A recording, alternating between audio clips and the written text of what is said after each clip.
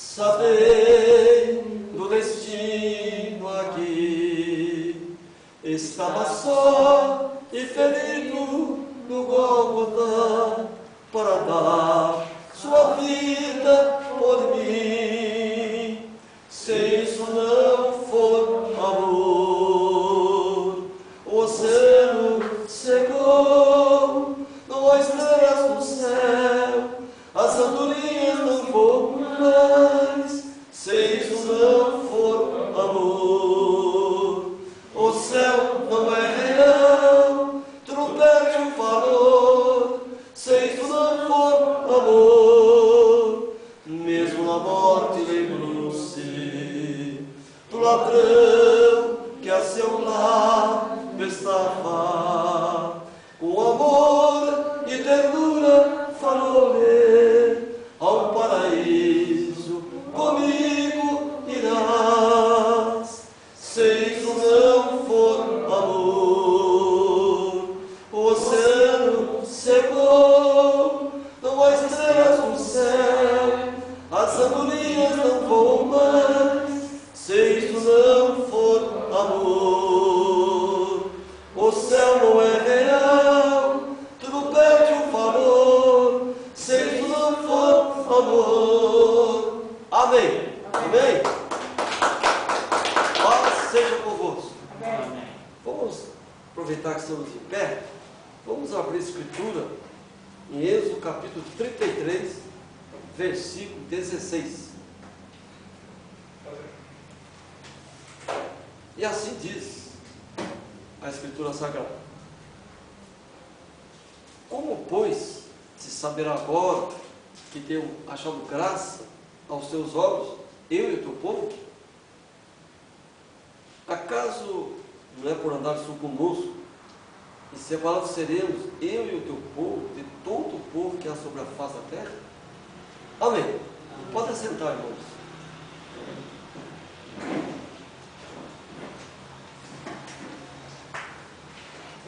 Eu creio que seja até uma frase que eu sempre repito, né, dos irmãos. Eu me sinto feliz de estar aqui na plataforma. Esse dia fizeram uma pergunta para mim: qual é o melhor lugar do mundo? Eu disse: o tabernáculo. Porque aqui a gente entra numa dimensão totalmente celestial, apartada do mundo sedutor e pecador, longe dessas corrupções que assolam a humanidade como um todo, e a gente desfruta dessa dimensão de lugares celestiais em Cristo. Então, eu respondi: o tabernáculo. Eu hoje estava lendo a mensagem do nosso irmão Branco, meditando aquela mensagem, a noiva restaurada, e ele foi um homem que também combateu com muita veemência, com muita propriedade, o comércio da fé. Ele nunca desejou o que hoje muitos da mensagem praticam. Ele queria uma igreja pura, uma igreja simples, mas uma igreja que adorasse a Deus na beleza da sua santidade. Ele nunca quis louvores para si próprio. Não. Nunca quis títulos, grandes coisas. Não. Ele sempre se acomodou às coisas simples. Um homem vitorioso, vencedor. Passou coisas difíceis na vida dele, desde a infância. Passou fome, passou frio. E muito cedo apaixonou-se por uma moça, né? Com ela casou. E ele perdeu essa moça, né? Ela morreu no naufrágio. Então ele sempre passou horas amargas, difíceis, enfrentou dificuldades financeiras, né? Enfrentou os falsos irmãos, né? Que hoje são as coisas piores que eu posso dizer, não é verdade? Então ele enfrentou muitas coisas, mas ele permaneceu com o assim diz o Senhor.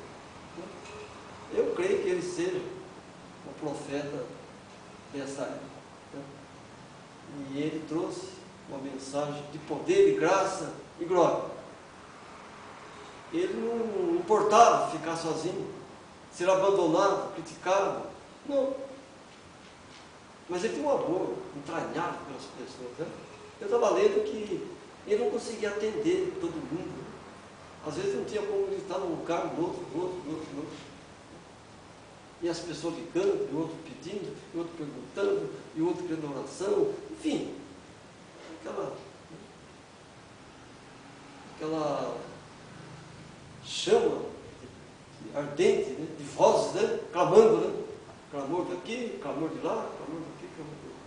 E ele com calma, ele ia atendendo o máximo possível. Né? Eu, quando faço esse reunião na casa dos irmãos, é uma forma de eu atendê-los, né? Chegar mais perto, né? Sentar com aqueles irmãos, conversarmos, né?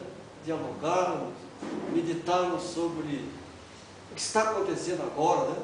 Porque o mundo aí, ele sabe o que aconteceu, ele sabe com muita propriedade as coisas da Arca de Noé, sabe que vai haver um arrebatamento, mas não sabe o que está acontecendo agora. Eles não enxergam esse momento. E nós enxergamos.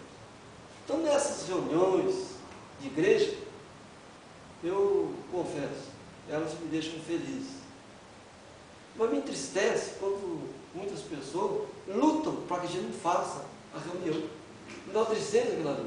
Que o meu prazer é chegar ali e falar do amor de Deus, falar sobre essa mensagem. Né? Muitos querem apenas a oração da fé. Né? E eu confesso, atendo qualquer um. Eu nunca discriminei, a não ser que Deus me impeça.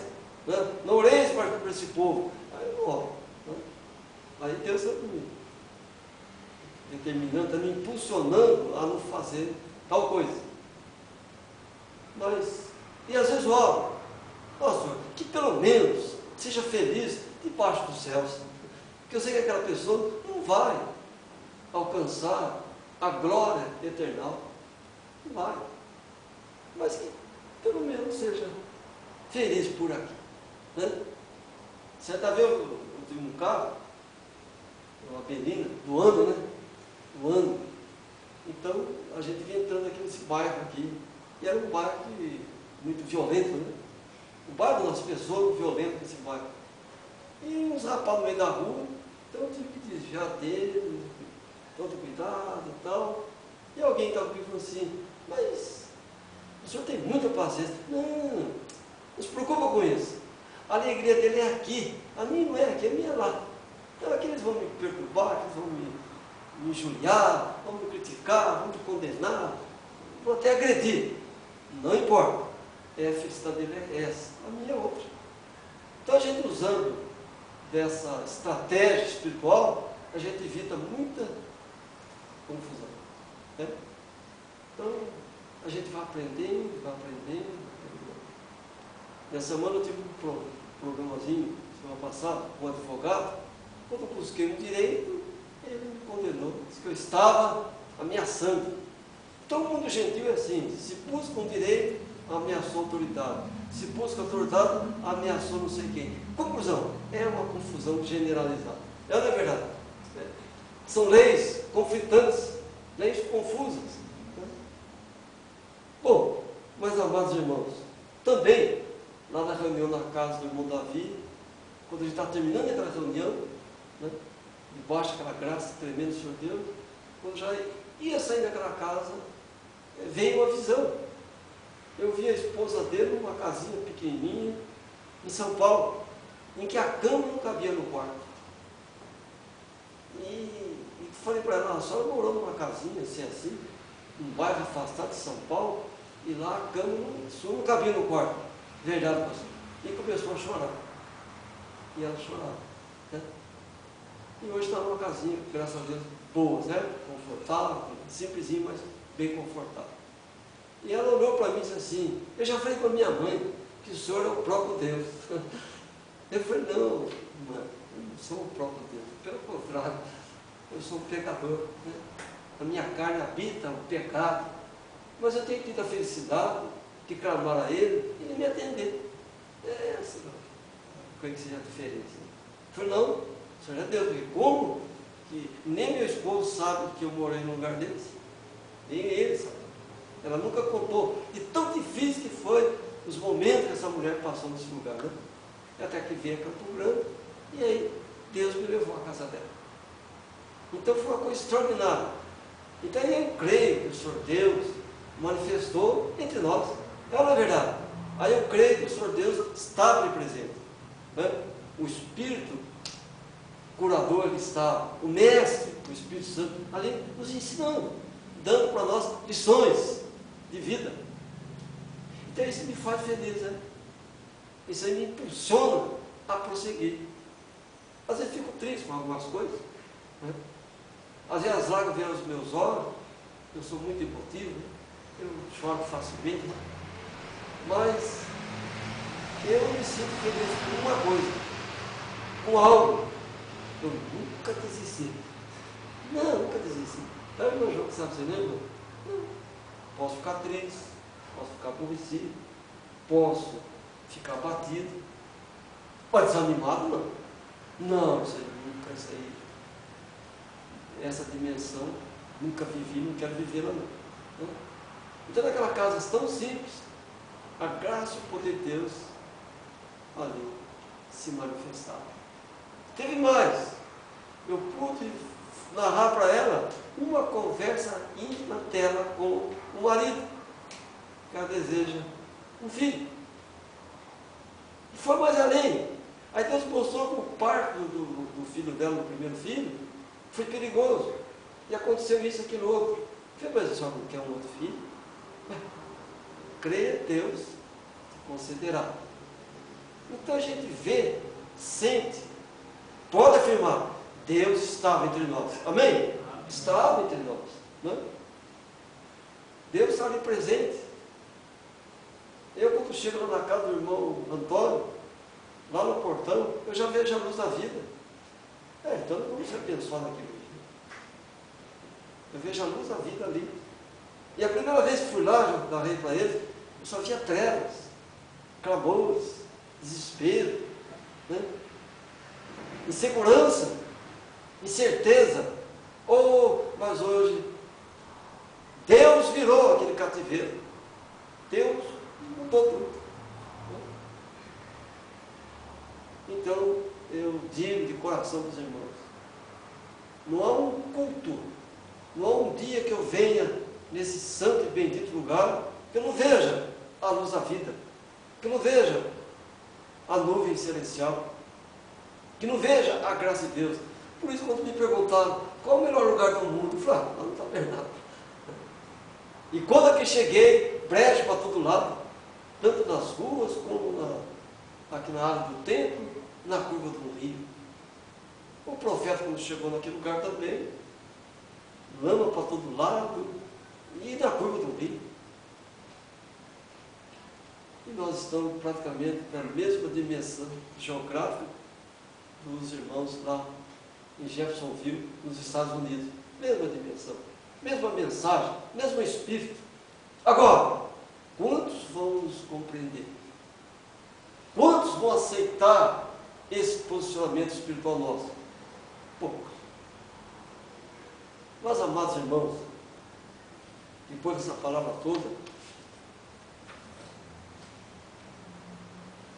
esse dia eu tenho meditado muitas coisas, né? Orado pelas madrugadas, né?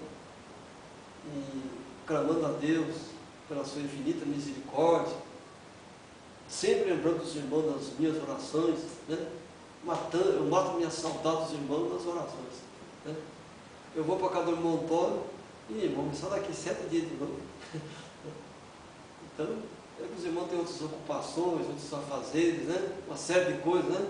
Mas sempre Deus reserva um tempo para nós, não é verdade? E a gente tem desfrutado. Eu tenho chegado tarde em casa e a gente termina a reunião e a reunião não acabou. E continua, e vai. Quando você, irmão, quase 11 horas da noite. Né? 11 horas religiosas. E a gente mas a nossa vontade é ficar por ali. Mas vai haver um dia, irmãos, que a gente não se separará. Amém? Vai haver um tempo tão maravilhoso, tão bendito, tão santo, nada nos separará. Será um tempo sem igual, né? Um tempo que o sublime amor manifestar-se. Então, a verdadeira amizade é quando se sente saudável um do outro. Não é verdade? Aí essa é a grande amizade. Nós só sabemos que somos grandes amigos quando a saudade bate no coração. Não é verdade? Sente saudade.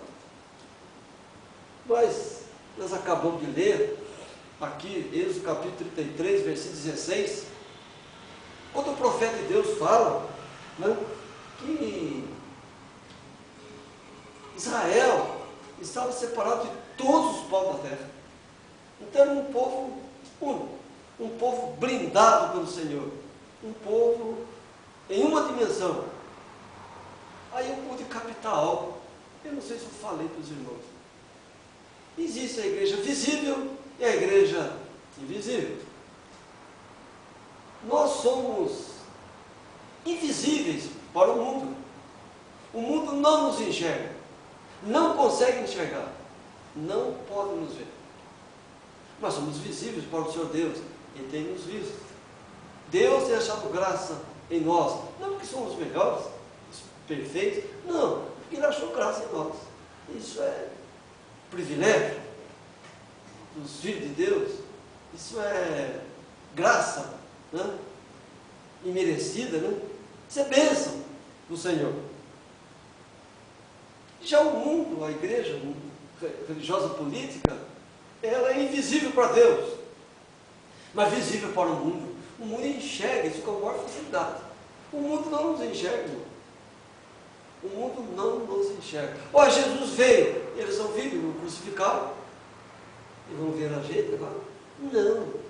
Ele foi crucificado como um impostor, né? Como um corrupto qualquer, porque não enxergaram nele o Filho de Deus, Deus, o Deus profeta, né? A palavra manifesta naquele momento. Eles não viram nada. Então perceba que nós somos visíveis para Deus, invisíveis para o mundo. Eles visíveis para o mundo e invisíveis para o Senhor. Então, quão interessante essas colocações que se apresentam, porque elas vão abrindo o nosso entendimento para nós compreendermos a hora que nós estamos vivendo. A bem da verdade, o poder das trevas se agiganta a cada dia, a cada momento, a cada instante. Mas nós estamos numa dimensão bendita, em lugares celestiais em Cristo. O único problema nosso é nossa carne. Nela habita o pecado. Então tem ligação com o mundo gentil. E Satanás sabe que nós temos 5 entradas: tato, visão, olfato, paladar e audição. Né? 5 entradas para chegar no nosso espírito. Mas acontece que o nosso espírito está vestido de uma mensagem revelada. Então Satanás tenta de todas as formas atingir o homem espiritual, o templo do Espírito Santo de Deus. Mas até aqui o Senhor tem nos guardado. Não é verdade? Até aqui o Senhor tem nos abençoado. Então, isso é muito interessante. Eu anotei algo aqui interessante. Isso é interessante, sabe por quê? Porque estamos à distância de um sábado da ofensiva final dos terroristas infernais, os quais procuram atingir os filhos de Deus de toda maneira. Nós estamos dizendo um sábado. Então, agora, o que é essa distância de um sábado? Porque a cada sábado a gente se reúne aqui. E os outros 6 dias, aleluia, Deus nos guarda, irmão. Deus nos guarda, nós estamos praticamente em contato com os terroristas nessa hora. Estamos em contato com esse povo. Quando a gente vem para o tabernáculo, aqui é a habitação de paz, porque aqui há uma mensagem revelada, o fogo, a do altar, a santidade entre nós. Agora não esqueça de uma coisa: quando Deus reuniu seus filhos, Satanás veio até ali. E Deus fez o que com ele? Fez uma pergunta para ele: tu fez, Satanás? Eu botei a terra. Viste meu servo Jó na terra? Então, meus amados, Satanás sempre pensou que o servo era a resposta no caso de Jó. E a resposta era o filho, os filhos de Deus. Então, até hoje, ele fica nessa situação difícil. Eles tomam conta do mundo e quando eles chegam para nós aqui, não há mulher pregadora em altar. Ele, puxa, não tem lugar para mim aqui. Aí daqui a pouco ele vem de novo. Vamos ver se vocês estão recolhendo o dízimo, o dinheiro. Chega aqui, de novo. Tu vem, Satanás, rodear a terra. Mas ele sempre volta, ele sempre vem procurar brechas entre nós, para então ir agir, né, de uma forma terrível e tentar nos destruir. Então o que tem acontecido? O Senhor tem nos guardado. A revelação das Escrituras é o pacto do poder que nós possuímos. E Deus tem nos guardado nessa dimensão. É isso que tem nos protegido. E quando a gente sai do mundo afora, a nossa carne está aí à mercê do mundo sedutor. E o mundo quer nos engolir. Até diz, apodreça para o mundo, mas não apodreça com o mundo. Morra para o mundo, mas não morra com o mundo. Nós não temos nada desse mundo, irmão. Nada nós temos. Isso aqui também não é nosso. Não? A casa que o irmão compra não é do irmão. Ele tem que pagar IPTU. Se ele vende, tem que pagar, como é que é? ITBI, né, irmão? Imposto de transmissão de bens imóveis. Tem que pagar tanta coisa. Compra o carro. A lei, gentia diz, o carro é a extensão do lar. Mas se você não pagar o IPVA, não licenciar, não sei o que tem lá, não der dinheiro para eles, toma seu carro. Não toma? Se o juiz se lá de prender seu carro, prende e fica lá. Então nós não temos nada aqui. Certamente nada vamos levar. Nós não temos nada vezes nada aqui. É ou não é verdade? Não temos nada mesmo. Então, nós somos a distância do sábado dessa ofensiva final dos terroristas infernais. Então, eles vão procurar nos atingir de todas as maneiras. Mas não terão força, meus irmãos, para nos derrotar. Não terão força. Agora veja, o tríplice poder de Satanás, né, que é a besta, o falso profeta e o anticristo, essa trindade satânica, está agindo impiedosamente. As nações estão sendo dominadas por inteiro por esse tríplice poder. Então Satanás tem tomado conta das nações. Mas veja, mas sempre com aparência de piedade. Olha aqui no Brasil como é que é. Escraviza o pobre, mas dá uma bolsa disso para ele. Toma a casa dele, toma a família dele, mas dá uma bolsa, escola para ele. E assim vai indo. Né? Prisões e mais prisões. E o mundo, o sistema religioso político, querendo salvar toda essa nação. Querendo salvar toda a nação. De toda forma, de qualquer forma, enfim, tentando de todas as formas. Lá em Mateus capítulo 4, vocês vão poder abrir aí, por favor. Versículo, vamos ler do versículo 1. 4, Mateus, versículo 1. Vamos ler do 8, depois eu vou ler esse versículo ainda. 8. Do 8 até o 11. Novamente transportou o diabo ao monte muito alto e mostrou-lhe todos os reinos do mundo e a glória deles. E disse-lhe, tudo estarei se prostrado me adorares. Então disse Jesus, vai Satanás, porque está escrito, ao Senhor teu Deus adorarás e só ele servirás. Então o diabo deixou, e eles chegaram os anjos e o serviram. Então os reinos, o que é reino do mundo? Governantes e governados. Então o sistema político é comandado por Satanás. Olha a política brasileira como é que é. É um absurdo dos absurdos. Jesus disse que Satanás era um reino dividido. E é verdade, era um reino dividido. é um tentando destruir o outro tentando destruir um. Um vem, investiga o bandido, e o outro prende o bandido, outro vem e libera o bandido, e vai indo assim.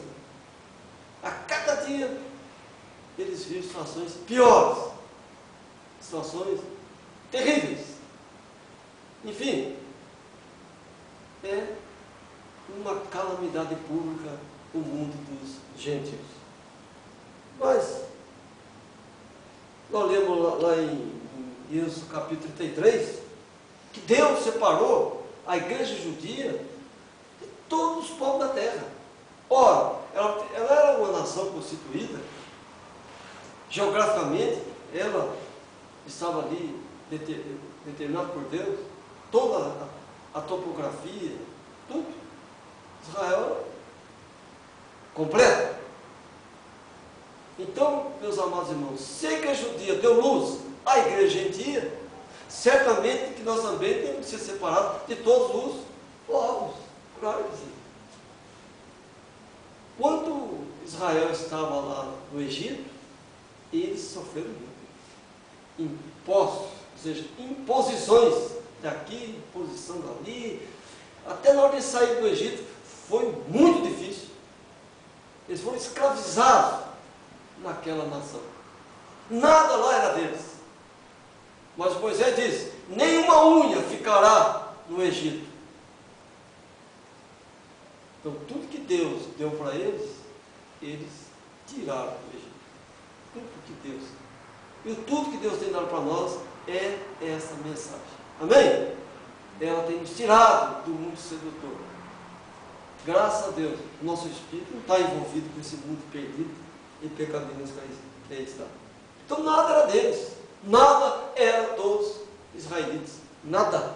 Eles estavam em terras estranhas. Ora, e nós? Estamos onde?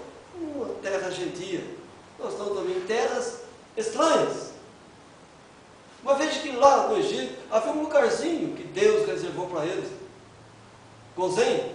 E ali, a gente vendo naquelas pragas que caíram no Egito, nunca uma praga daquela atingiu onde estava a herança deles ali naquele local. É o caso nosso, gente.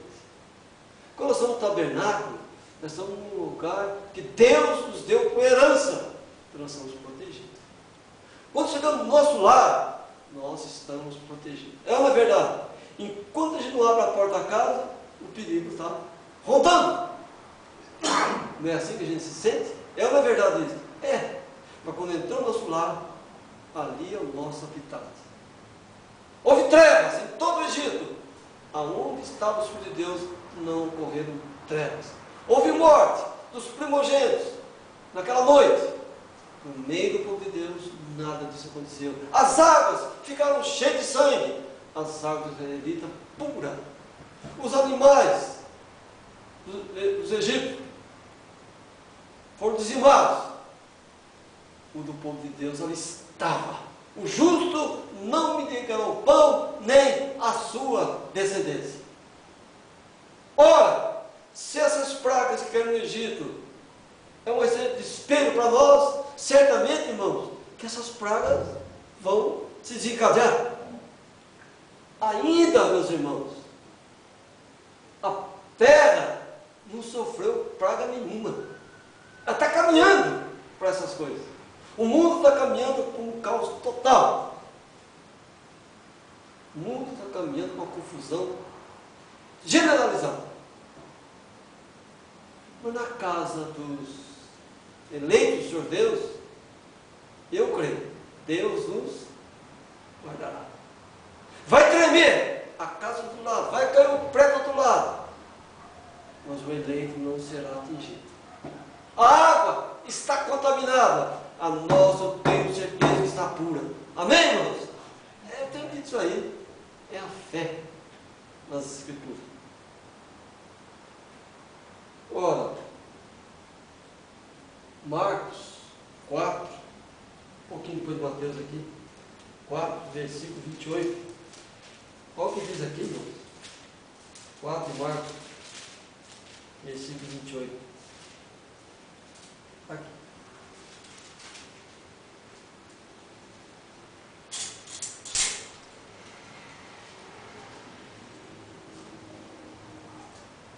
Olha o que diz o Senhor aqui na palavra. Porque a terra por si mesma frutifica, primeiro a árvore, depois a espiga, e por último o grão, cheio da espiga. E quando já o fruto se mostra, mete logo a foice, porque está chegado a ceifa. A ceifa está chegando. O momento de Deus recolher os seus filhos está chegando. Nós somos o trigo. Nós não somos joio. E o joio nunca foi a denominação. O joio é aquele que diz que é da mensagem, mas não vive a mensagem. Ele é joio, mas ele parece. Ele é igual. Por isso que Paulo falou, até importa que haja heresia entre vós, para que os sinceros se manifestem. Mas não é o mundo sedutor aí, não é a denominação. Não, meus irmãos, entre nós mesmos. É entre nós mesmos. O joio é igual ao trigo, trigo igual ao joio. Então, o joio é aquele que conhece a mensagem e não a pratica. Desceu as águas, no nome do Senhor Jesus Cristo, mas nunca subiu a ladeira. Conhece Deus, mas não adora Deus em espírito e em verdade. Então veja, Israel está tomado pelos gentios. Ora, Israel faz parte da ONU, faz? Faz parte da ONU. A Palestina agora também faz parte da ONU. Pergunto, qual é a lei que a ONU trouxe para o mundo? Divisões, mais divisões, confusão, e mais confusão. Extorquindo dinheiro aqui, extorquindo dinheiro lá. E todas as nações rendam homenagem à ONU e depositam o dinheiro lá. E ela fomenta o quê? O sistema político religioso. Ao lado de quem? Do papado de Roma. Agora, como que Israel, irmão, pode fazer parte da ONU? Como que o povo de Deus pode fazer parte de um sistema corrupto? Um sistema que impõe ordens no mundo, faz o que eles querem, não o que você quer não. Elege quem eles querem. Ninguém elege ninguém. Quem elege os governantes? A religião faz isso. Ela que domina isso aí. Coloca quem eles querem. É ou não é verdade? É, ué. Bom, então veja. Nós não possuímos nada. Israel não tem que submeter a ONU de quando nenhum. Deixou a lei de Deus para seguir a lei de quem? Dos gentios. E como é que é a lei dos gentios? Ingrata, impiedosa, maculada, cheia de erros. A gente vê aqui no Brasil como exemplo. Acabaram de prender um homem aí e deram 39 anos de cadeia para ele. Olha só, coisa engraçada. Primeiro o homem estava preso porque estavam investigando o homem. Aí investigou o homem, descobriu que ele era bandido, soltaram o homem. Que lei maldita é essa? Né? Aí vem o outro, prende o homem. Está preso. Aí chegou, não, solta o homem. E uma polícia procurando tanta coisa em tantos lugares por causa desse homem. No fim, o homem está livre. Ah, mas o homem é contraventor, o homem é isso, o homem pratica jogos ilícitos, tal. Mas o próprio governo tem jogo ilícito, não tem? Ué, o que é essa loteria está aí? É jogo ilícito, não é? Um está preso porque faz jogo ilícito, que não rende dinheiro para o governo. E o outro pode praticar o jogo ilícito desde que traga dinheiro para o governo. Eu pergunto, que lei que é essa? Lei injusta, lei ingrata, lei mentirosa. Agora, como nós podemos nos sujeitar a essa lei? De forma nenhuma. Agora, nós estamos no mundo gentil. Nós estamos numa nação gentia, de leis incapazes, de constituições que mudam a toda hora, a todo momento, enfim, de incertezas. Mas o nosso espírito está ligado à palavra. O nosso espírito está regido pela lei do Senhor Deus. Então, é isso, irmãos, que nos dá força para viver no meio do mundo gentil. Por essa razão que Paulo apelava em ver os filhos de Deus. Porque Paulo Paulo sabia que nós devíamos viver pelo Espírito e não pela carne. Já a denominação não, ela vive pela carne, ela tem que agradar o mundo para sobreviver. Nós não temos que agradar o mundo, porque Deus é que nos dá a vida. Bem diferente, meu irmão. Concorda? Não é diferente? A denominação, ela precisa da política, ela precisa da religião para se manter ali. Nós não precisamos disso. Glorificado o seu Senhor. Não somos de política, nem de religião, de nada. Porque nós vivemos em espírito. Eles podem prender a nossa carne, mas eu duvido que ele prenda o nosso espírito. Aleluia! Então, onde eu estou querendo chegar? Estão entendendo? Amados irmãos, nós não somos crentes nominais. Nós não somos assembleanos, nós não somos batistas, não somos da igreja católica, não somos mormons. Não! Somos cristãos da palavra. O que nos importa é o assento do Senhor. Para nós, Urim Tumim, Velho e Novo Testamento, não queremos saber de conceito de psicólogo, sociólogo, de psiquiatra, de ninguém, não. Que se tudo fosse bom, esse mundo gentil seria uma beleza. Concorda? Eles têm especialista nisso, daquilo outro. Nós temos o assim, diz o Senhor, a mensagem do profeta. E amém. O nosso espírito está ordenado. Como o nosso espírito é ordenado pela palavra, a gente tem domínio sobre essa carne. Graças a Deus. Né? Timóteo, 2 Timóteo, capítulo 3, versículo 1. 2 Timóteo 3, 1. Olha o que ele fala aqui. O profeta Paulo fala: sabe, porém, isto, que nos últimos dias sobrevirão tempos trabalhosos. Realmente, os últimos dias relativos ao 8º e 9º silêncio serão tempos trabalhosos. É verdade. Nós não possuímos a dimensão natural de uma nação, geograficamente falando. Não, nós não temos isso. Nós ocupamos, bem de verdade, algumas porções da terra do mundo dos gentios. Não é o que eu acabei de falar aqui. Compra o seu terreno, é seu, é da prefeitura. Compra o carro, não é seu, é lá do Detran. E para você andar na rua, você tem que pagar para andar na rua. Tem que pagar. Já no Brasil não existe o tal de, como é que eles falam? Pedágio. Tantos impostos você tem, você tem que pagar para andar ali. Nada é do povo.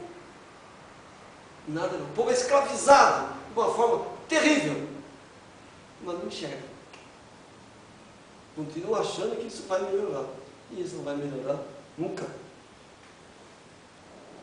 Agora, as leis que regem essas pequenas porções que nós vivemos é o IPTU, né? É o imposto, não sei como é que fala no rural, como é que fala no imposto rural?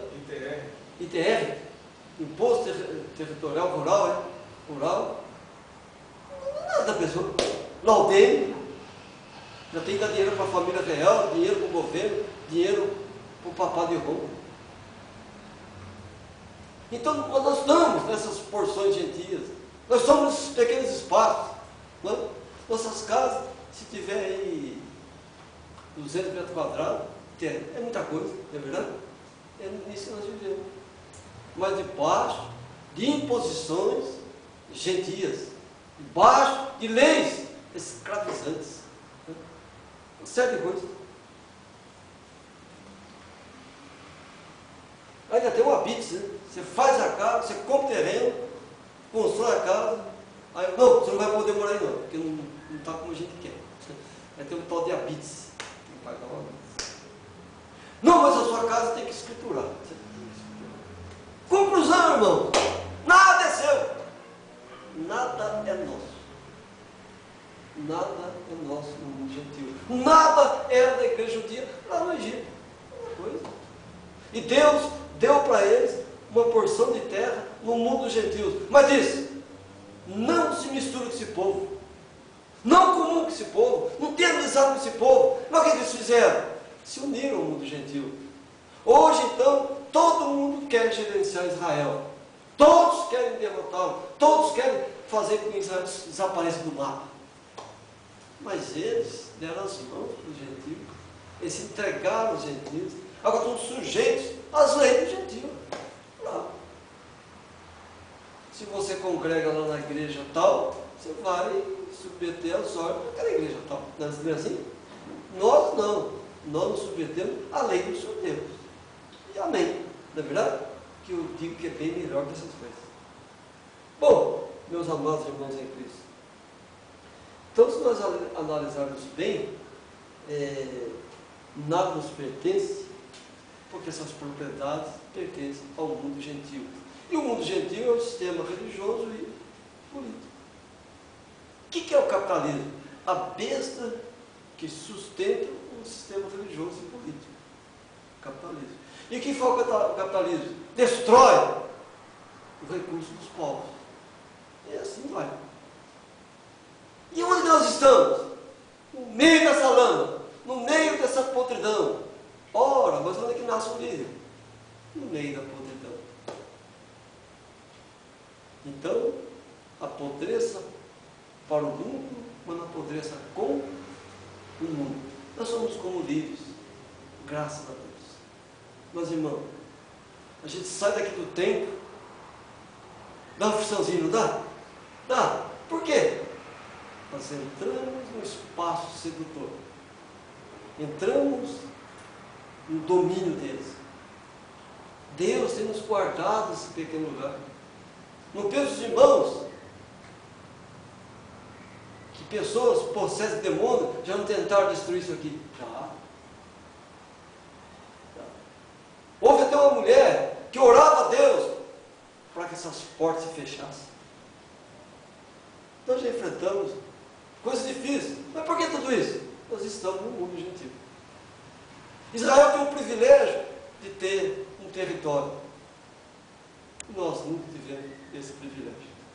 Nós temos uma pequena porçãozinha, que é a nossa casa, onde a gente habita. Agora, a nossa carne depende do mundo gentil. Nós temos que comprar o arroz deles, temos que comprar o feijão deles, uma série de coisas deles. A nossa carne, mas o nosso espírito não precisa nada deles, concorda? Nada vezes nada. A carne precisa porque nela habita o pecado. E onde vamos sustentar o pecado da nossa carne? É no mundo sedutor, ué. Claro. Só que o profeta Paulo diz: santificai o corpo, a alma e o espírito. Santifica o homem interior e o homem exterior.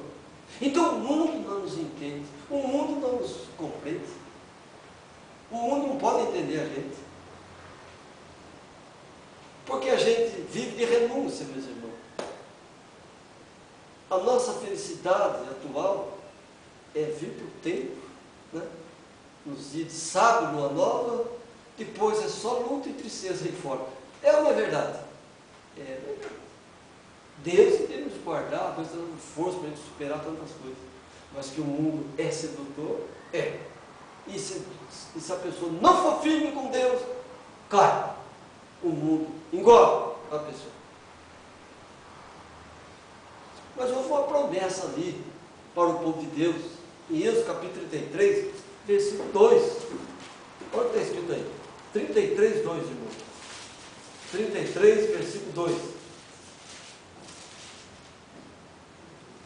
E enviarei um anjo diante de ti, e lançarei fora os cananeus, os amorreus, os heteus, os perizeus, os heveus e os jebuseus.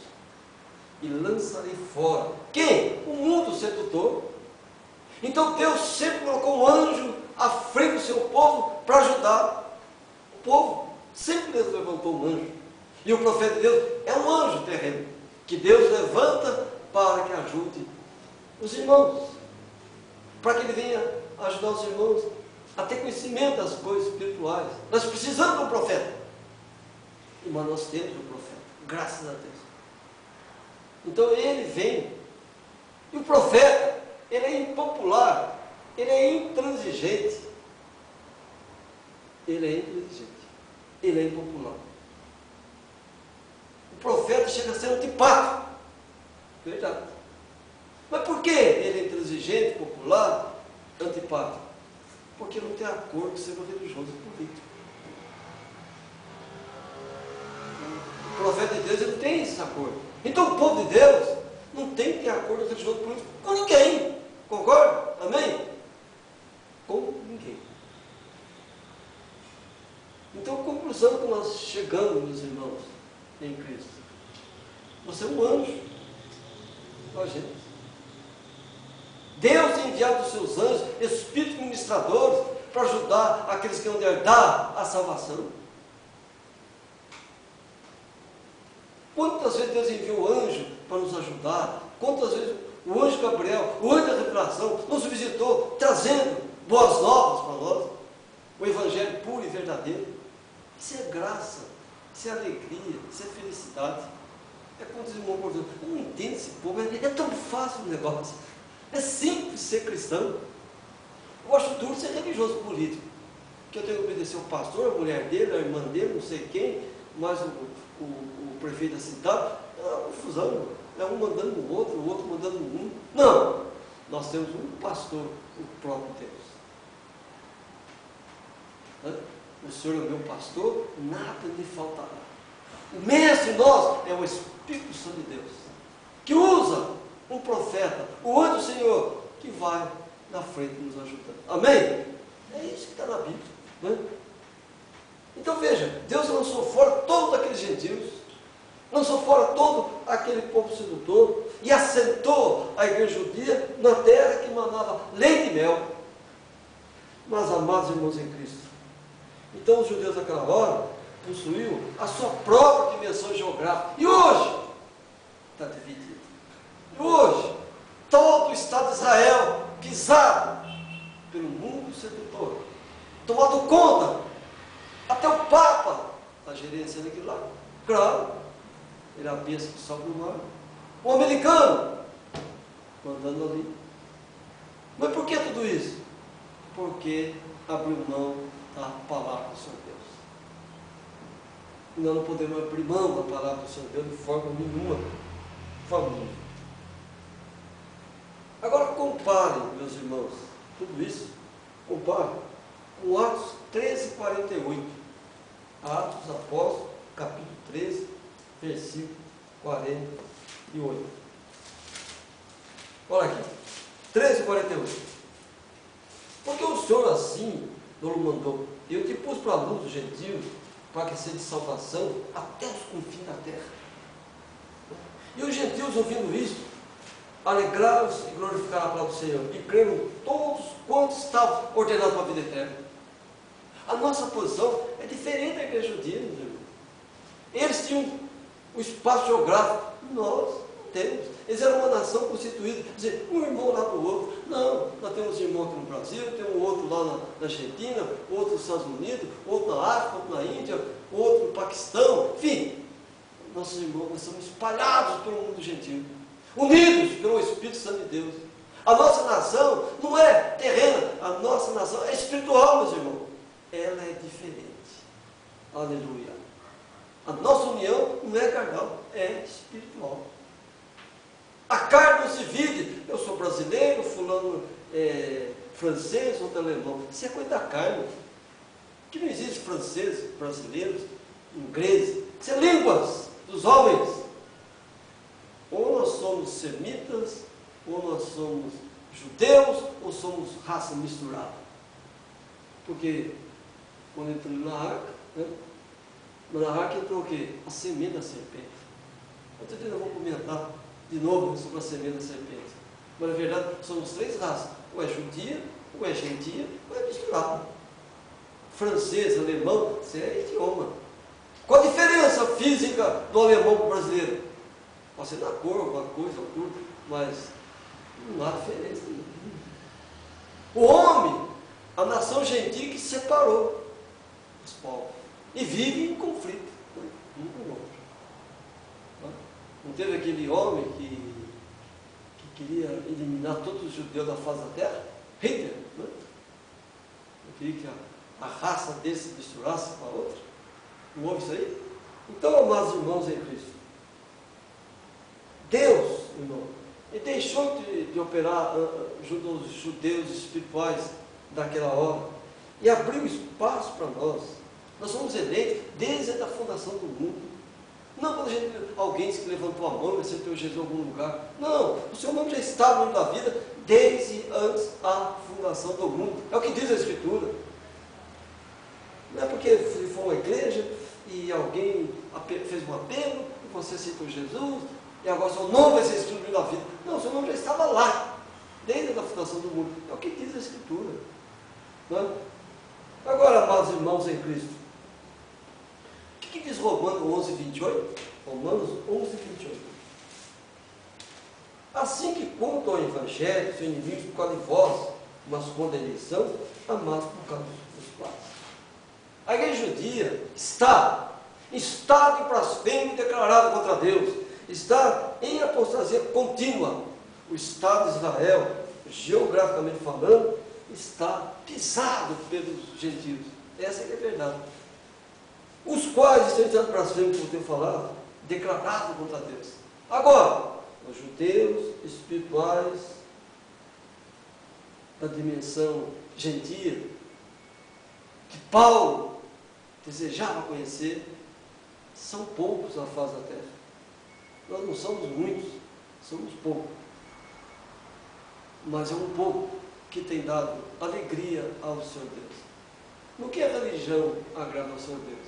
Em nada. Deus nunca enxergou isso aí. Deus nunca enxergou. Deus nunca enxergou religião nem política, sistemas dominados por Satanás. Então, os judeus espirituais, vamos dizer assim, da era mosaica, eles estão, meus irmãos, enredados com o sistema religioso político. A chegar ao ponto do primeiro-ministro de Israel elogiar o Papa porque escreveu o livro e inocentando os judeus da crucificação do Senhor Jesus.